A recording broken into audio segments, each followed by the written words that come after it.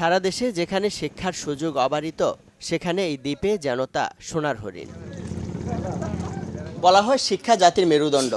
শিক্ষার অভাবে সে মেরুদণ্ডহীনতায় ধুঁকছে দ্বীপ জনপদ উরিরচর।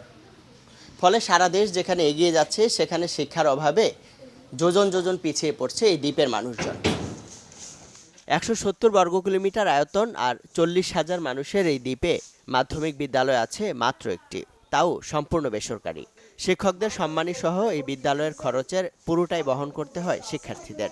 ভাঙনপীড়িত এই চরের নিম্ন আয়ের মানুষের জন্য বেতন দিয়ে সন্তানের পড়াশোনার সামর্থ্য না থাকায় শিক্ষার্থীর সংখ্যা যেমন অনেক কম, তেমনি প্রায় ১.৫ বছর ধরে বেতনহীন পাঠদান করছেন শিক্ষকরা।